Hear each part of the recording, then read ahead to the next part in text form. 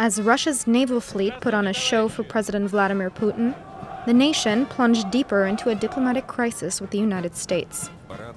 On Sunday, Putin appeared on Russian TV to confirm that Russia will expel 755 U.S. diplomatic staff, a response to fresh sanctions planned by the U.S.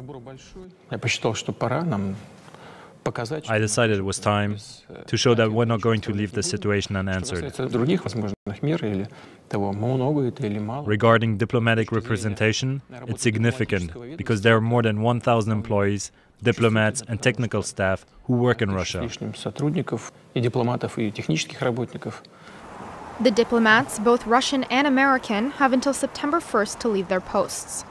Moscow also froze 2 embassy compounds starting this Tuesday.